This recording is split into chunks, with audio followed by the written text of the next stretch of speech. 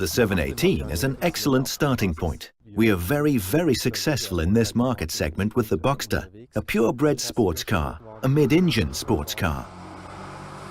But of course, our aim is to become even sportier, to give the vehicle even greater agility, to make the vehicle even easier to drive, to give the customer a positive feeling, an enjoyable motoring experience beyond that of the previous model. We've pushed ahead the tyre development. We've developed a completely new range of tyres. We've also changed the steering ratio to make the vehicle even more agile in response to steering inputs. And we've further optimized precise distribution of structural stiffness in the suspensions. And now, of course, the steering also interacts with the suspension system, the front end, the structures found there and the tyres. Here, too, it's important to attain an optimal solution by attention to detail. We need an appropriate level of steering precision for straight tracking, and steering response must be just right so that precise steering inputs elicit immediate vehicle responses and we can get a favorable steering torque gradient. This involves a very large amount of fine-tuning work in relation to the interplay of many individual components. The main leap forward that we're now making in the 718 compared to its predecessor is that the steering is approximately 10% more direct, meaning that the car is more dynamic and agile in response to steering inputs, and it's much more fun to drive.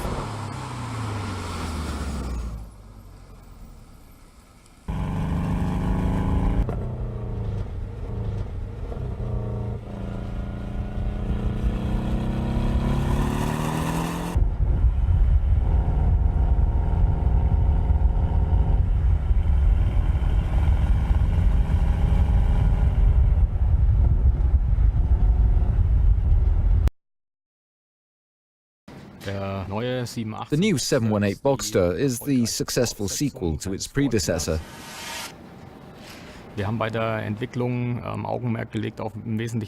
During its development, we focused on three main points. The first is advanced development of performance and efficiency. The second is enhancing the design to create a more contemporary appearance.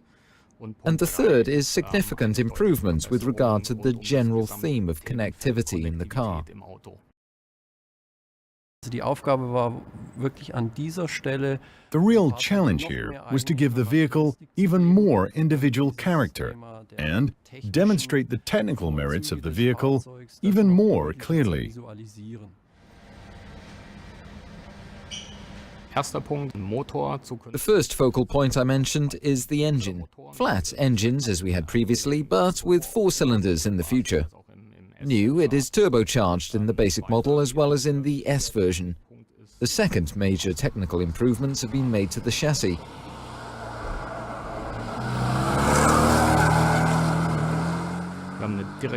Now we've got more direct steering in the car, 10% more direct than in the previous model. For the first time, we're able to offer a controlled sport suspension that is set 20 millimeters lower in the vehicle. And the third major point is the theme of connectivity. We've got a new PCM 4.0, as we call it, which can implement everything required for connectivity in the Porsche Connect apps in the vehicle.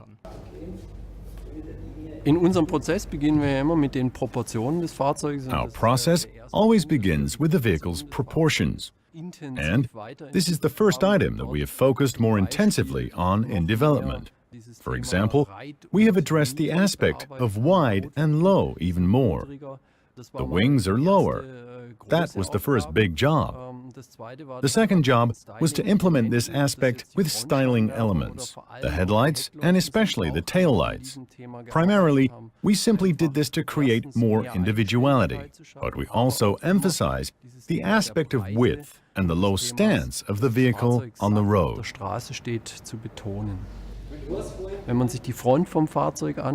If you look at the front of the vehicle, along the midline, for instance, you see this radius roughly where the bonnet meets the bumper, and it has been moved a few millimeters closer to the road. The very slender front lights and the air inlets at the front end have been moved further to the sides. All of these small details make the vehicle appear even lower and wider.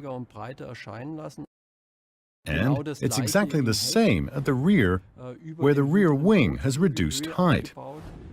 The tail lights have been widened, and this band, which now integrates our three-dimensional Porsche badge, also emphasizes the aspect of width.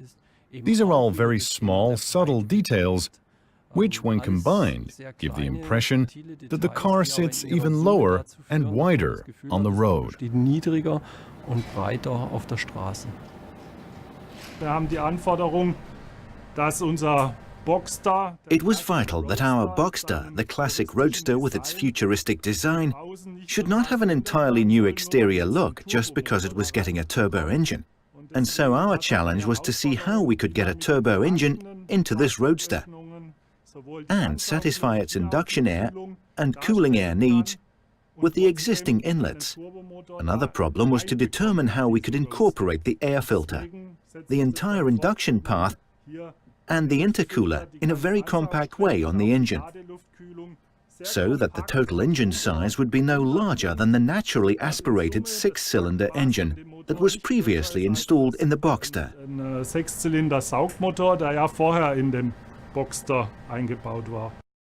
Regarding the interior, it's always important for us to have an interior create an atmosphere that gives the driver and the front passenger a good feeling about sitting in the vehicle. This was our focus, but we focused primarily on the aspect of communication. One example is the screen in the middle of the center console, where we now have a glass look. Verglaste Optik haben.